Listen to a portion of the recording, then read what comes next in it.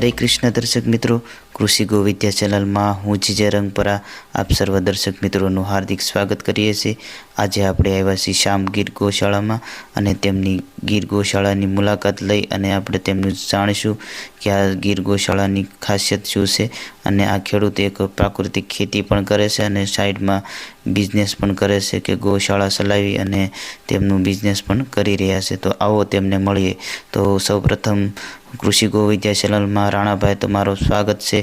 तो सौप्रथम अमारा दर्शक मित्रों ने तमारो परिचय टूंकमां मारू नाम है राणाभाई जीवराजभाई राकोलिया, गाम है सूड़ा सोरठ, तालुको भेसाण, जिल्लो जूनागढ़। बराबर। गौशाला 7 वर्षथी अकाऊं छुं। बराबर 7 वर्षथी चलाવો છો।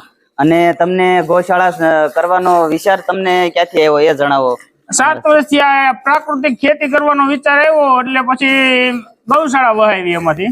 પ્રાકૃતિક ખેતી કરો છો અને પછી તમને એના વિચાર આવ્યો કે આપણે ભાઈ આને આધારિત ગાયો વહાવી તો આપણે ગૌમૂત્ર સાણ છે વાપરી શકીએ ખેતીમાં પણ ઉપયોગ થઈ શકે, બિઝનેસ પણ થઈ જાય ગૌશાળા માટે। એના માટે આ પ્રાકૃતિક ખેતીની શરૂઆતનો વિચાર તમને કેવી રીતે આવ્યો તો એ જણાવો મારા દર્શક। પ્રાકૃતિક ખેતીનો વિચાર તો પછી આપણે લક્ષ ચેનલમાં બધું નિહાળતા। હા બરાબર। એટલે એમ થયું કે ભાઈ આપણે ઝેર મુક્ત કરીએ તો સારું ખાવા મળે, આપણને મળે, આપણા સગાવાલાને મળે। બરાબર। લક્ષણલામાં તમે કોનું સાંભળ્યું તો તમે કોના જામકા વાળા ઓલા ભાઈ પરસોત્તમભાઈ હતા, મનસુખભાઈ બરાબર, સુવાગિયા હતા, બરાબર, લાલજીભાઈ બાગડા વાળા, લાલજીભાઈ બાગડા વાળા। બરાબર। તો તમે કેટલી ગાયો અત્યારે રાખો છો તે અમારા દર્શક મિત્રો? અત્યારે મારી પાસે 18-19 છે, નાના મોટા બધાય। 18-19 નાના મોટા બધાય છે। હા બરાબર। અને દૂધ એક ગાય આપે છે તેના વિશે જણાવો। એક ગાય દૂધ સરેરાશ 4 થી 8 લીટર સુધી આપે। 4 થી 8 લીટર સુધી આપે છે। બરાબર। તાજી વિયાણેલી હોય કે તો ઈ 8 લીટર આપે, બરોબર છે। પછી પારેટ થઈ ગઈ હોય તો 4 લીટર આપે। બરાબર બરાબર। અને તમે આ બધું ગૌશાળા ચલાવો છો તો એનું તમે સારો તમે કઈ જગ્યાએથી તૈયાર લાવો છો કે પછી સારો તો જાતે થાય એટલો વાવું છું, બાકીનો તો પછી તૈયાર લેવો પડે અમુક ટકા, કારણ કે જાજી ગાયું છે એટલે પૂરું ન પડે। બરાબર। અને તમે આપણે સારામાં તમે કયો સારો કરો છો અહીંયા તમારે જે તમે પ્રાકૃતિક ફાર્મમાં કરો એમ? પ્રાકૃતિક ફાર્મમાં સિંગનો સારો સિંગ નો સારો ખવડાવો છે। સિંગ છે, જુવાર છે। બરાબર। અને તમારે આ ગાયું છે એની બીમાર પડે છે કે તમે એને કોઈ જાતનો બીમાર પડતી હોય તો તમે શું કરો છો? ગાયું બીમાર પેલા પડતી બહુ। બરાબર। પછી એને ખાણ ની અંદર હાજીના ફૂલ કે આપણે ભજીયામાં નાખવાના આવે। હા બરાબર। ઈ નાખવાના ચાલુ કર્યું, એક ટાઈમ 10 થી 15 ગ્રામ આપવાના છે। બરાબર। એક જ ટાઈમ, દિવસમાં એક ટાઈમ આપવાના છે। એટલે એનાથી મારી ગાયું ને કોઈ દી લગભગ 1.5 વર્ષથી બીમાર નથી પડ્યું। બરાબર। તમે શેમાં નાખીને હું આપો છો? એ ખાણ આપું છું હું, મકાઈ ભવડો ઓલું તગારું આમનો લઈ લો જી। બરાબર। મકાઈ ભવડો આપું છું, એમાં બરાબર હાજીના ફૂલ નાખેલા હોય એમાં, અને જરાક પલાળી નાખું એટલે ખાવામાં એને સરળતા રહે। નકર મકાઈ ભવડો હોય તો શું છે ખાવામાં સોટે એમ। બરાબર। અને પછી આ દૂધનું તમે ક્યાં વેચાણ દૂધનું શું કરો છો તેના વિશે? દૂધનું વેચાણ નથી કરતો હું, એનું મૂલ્યવર્ધન કરી નાખું છું। પેંડા બનાવું છું, બરાબર, છાશ બનાવું છું, ઘી બનાવું છું, બરાબર, અને માવો બનાવું છું। માવો પણ બનાવો છો તમે? પછી એનું વેચાણ તમે ક્યાં કરો છો? જ્યાં મૂલ્યવર્ધન વેચાણ તો અત્યારે મારો ઘરે ને ઘરે થઈ જાય છે। ઘરે ને ઘરે વેચાણ થઈ જાય છે, ક્યાંય વેચવા નથી જવું પડતું મારે। પેંડા પણ બનાવો છો? પેંડા પણ બનાવું, માવો બનાવું, પણ ઘેરે જ આવે ને ઓર્ડર થી જ બનાવું। ઓર્ડર થી? અને અમારા દર્શક મિત્રોને તમે શું શું બનાવો છો તેનું જાણ કરો, અને તમારે એને ઓર્ડર લેવો હોય તો તમારો મોબાઈલ નંબર જણાવો, જેથી કરીને અમારા દર્શક મિત્રો તમારા ગાયના દૂધ થી મૂલ્યવર્ધન બનાવી અને કરો છો તેના વિશે અમારા દર્શક મિત્રો લે।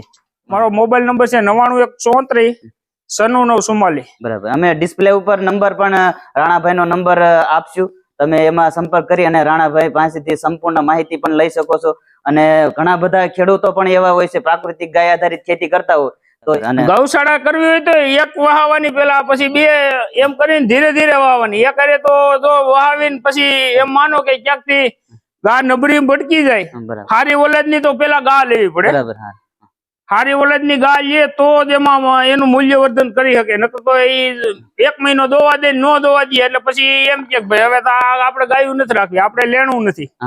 આપણે ગુજરાતમાં જાજા લોકો આપણે ગૌશાળા એટલે જ નથી આવરા કરતા, ગીર ગાય દૂધ થોડુંક ઓછું આપે તે એના હિસાબે દૂધનું વેચાણ કરતા હોય એટલે, પણ મૂલ્યવર્ધન એનું મૂલ્યવર્ધન કરવી તો એનો બહુ સારો એવો બેનિફિટ છે. હા, બેનિફિટ સારો એવો મળે એમ. દૂધ છે ને એનો માવો બનાવી નાખો, ઘી બનાવી નાખો. અત્યારે તો હું આ 2 વર્ષ થયા તો કન્ટિન્યુ મારે અહીંયા ઓર્ડર થી બધું વીયું જાય છે. બરાબર. હા, અને માવો છે, પેંડા છે, અને ઓર્ડર હોય તો જ બનાવું, નકર હું મેળવી દઉં, એનું ઘી બનાવી નાખું. બરાબર. હા, ઘી ના ઓર્ડર એવડા છે. બરાબર. હા, બરોબર છે. અગાઉ 1 મહિનો લખાવે તો ઘી મળે છે. બરાબર. હા, અને આ ગામમાં સાઈસ વેચી નાખું, બરાબર. 10 રૂપિયાની લીટર. હા, હા. અને આપણે લગ્ન પ્રસંગમાં જો કે ભાઈ માવો જોતો હોય તો 15 થી 20 દી અગાઉ ઓર્ડર આપવો પડે, કારણ કે મારે ઓલો કઈ લાટાનો માલ કઈ દેવો નથી. મારે ઓરિજિનલ વસ્તુ બનાવવી હોય. કાયમ 3 થી 4 કિલો પેદા થાય માવો. બરોબર છે, કાયમ નો. બરાબર. એટલે 15 થી 20 દિવસ તો અગાઉ કેવું જ પડે. કેટલા વીઘા છે તે જણાવો. મારી પાસે ખેતી છે 35 વીઘા, 35 વીઘા. પણ એનું વાવેતર 30 વીઘાનું થાય છે, કારણ કે ખરાબો ને એવું બધી જમીન પડી છે. બરાબર. એટલે વાવેતર 30 વીઘાનું જ થાય છે. બરાબર. જો ભાઈ ગાયું રાખવી તો નંદી રાખવો જોઈએ. બરાબર. હા, બરોબર છે. હા, હા. મારી પાસે 2 હતો, એક મોટો હતો, એ મેં આપી દીધો ગૌશાળામાં બીજે. બરાબર. અને અત્યારે આ તૈયાર થઈ ગયો છે કે માનો કે 2.5 થી 3 વર્ષની આળાગાળે છે. બરાબર. હા, બરોબર છે. આ ઓરિજિનલ ગીર છે. હા, હા. ક્યાંય ગમે ત્યાં તમે હાથ નાખો, ગમે ત્યાં નીચેથી વ્યાજ આવ તોય એમાં કઈ બીજું ન આવે. પાટું માથું કોઈ મારે નહીં, મારતું નથી. બરાબર. અને આ આખો શેડ મારો એવો છે કે 2 થી 2.5 વર્ષની વાસળિયું છે આમાં. બરાબર. બતાવો તો આગળ છે. આ બધી વાસળિયું છે. 2 થી 2 વર્ષની વાસળિયું છે. હારી ઓલાદ હોય તો આપણે રાખવી જ પડે. બધી હારી જ ઓલાદની વાસળિયું છે આ બધી. એટલે હજી તો નબળી વાસળી જ મારી અહીંયા નથી આવી. જો ને. બરાબર. હજી બરોબર છે. હા, બરાબર. આ વાસળિયું આ ઓલી પણ આપણે બતાવી ઓલા વિડીયોમાં, ઈ વાસળિયું, આ વાસળિયું, બધી વાસળિયો હજી મેં કોઈ દીધી નથી. બરાબર. હા, નબળી વાસળી તો આવે જ નહીં, કારણ કે હારા ખૂટે જ એને મેળવવાની છે. પછી એમાં નબળી વાસળું ક્યાં આવવા પણ ઉઠી. તમે સિંગ નો પાલો પણ તમે અહીંયા તમે સ્ટોક કર્યો છે. આ સિંગ ના પાલાનો ગોડાઉન છે બાજુમાં. બરાબર. ઓર્ગેનિક સિંગ નો પાલો બધો ભર્યો છે, અને જુવાર ભરી છે. બરાબર. અને અહીંયા સૂકી જાહેર છે. બરાબર. આ સૂકી જાહેર છે મારી ખેતર, મારા ફાર્મ ની છે. બરાબર. એપીએલ ખડ છે, અને આને હવે આ સાપ કટર માં નાખીને ખવડાવી. આ સાપ કટર માં નાખો એટલે પાલા જેવું થઈ જાય. ઝીણો ભૂકો.